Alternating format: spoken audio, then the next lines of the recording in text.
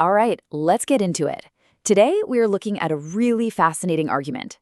It's about a rule that we seem to apply in only one very specific situation. And it brings up a huge question.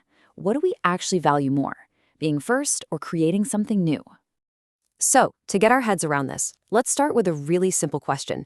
You're watching the Olympics. Who do you think deserves to win? This source we're digging into today asks us to picture this exact scenario. On one side, you've got the fastest runner, the person who actually won the race. On the other, you've got the person who just happened to get to the stadium first that day. The choice is obvious, right? Of course it is. But the argument is, our rules aren't always this clear. And this simple little thought experiment, it gets us to the heart of what the author calls the Olympic paradox. I mean, think about it. The whole point of competitive sports is that performance is what matters. The idea of just giving the medal away based on priority of arrival, it's just madness, isn't it? It would completely break the entire system. Now, here's where it gets really interesting. What happens when we look at how this principle of being there first gets applied, or more to the point, not applied in pretty much every other part of our lives? Okay, so let's explore how the source makes the case that we consistently and deliberately reject this firstness rule in almost every other important area of society. This table just lays it out so clearly.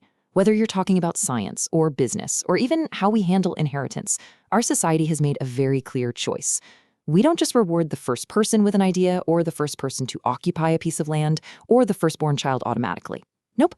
Our systems are built to reward proof, the creation of actual value, and a sense of fairness.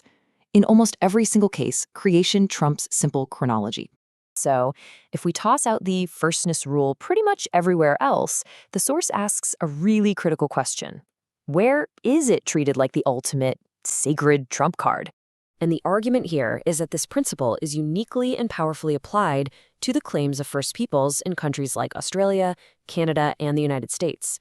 In this one context, the idea of being there first is given just this immense moral weight.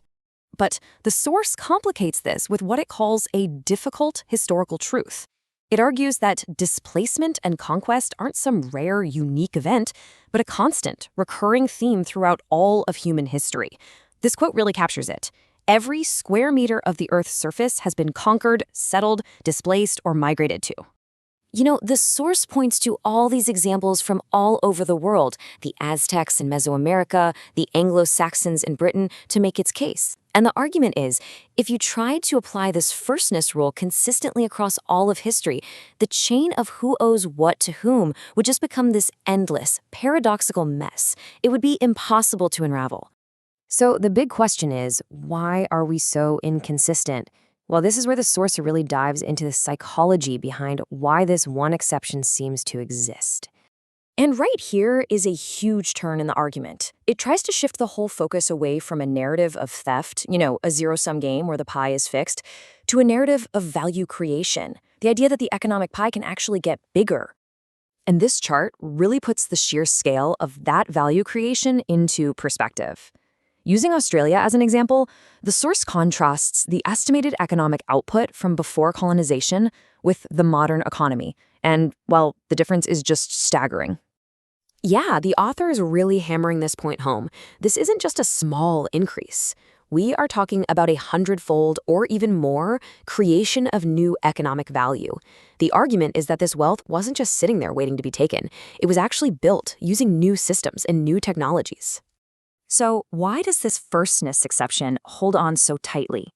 The source suggests it's a perfect storm of a few powerful psychological forces. First, there's something called loss aversion. We're just wired to feel a loss way more intensely than we appreciate a gain. Second, the author points to a kind of post-colonial guilt that's specific to Western societies. And finally, there are these romantic ideas about pre-modern life. Put it all together, the source argues, and you get a story that's emotionally powerful, even if it contradicts the logic we use everywhere else. Okay, let's bring it all together. This final section really frames the ultimate tension at the heart of this entire paradox. The author brings in a really foundational idea from the philosopher John Locke, and it's this: ownership comes from creating value. When you mix your labor with the land by, say, farming it or building a city, you're creating a right to it. And this principle, it underpins so much of our modern idea of property. And that leads us to the core thesis of this whole thing, that in this one specific area, we have completely flipped our own rules. The argument is that we've swapped our usual focus on creation and performance for a focus on historical grievance, a narrative that the author claims serves our modern emotional and political needs. And just like that, we come full circle, right back to that simple, powerful analogy from the beginning. The source uses this idea that Usain Bolt earned his medal through performance, not by just showing up first, to anchor its entire argument. It's a call to apply the same logic everywhere, creation over chronology. So the source leaves us with this final, really provocative thought. It's a question that challenges all of us to take a hard look at the principles we apply, or maybe fail to apply consistently, to our economies, to our history, and to our sense of justice. What is the true source of value? That's what this whole paradox forces us to confront.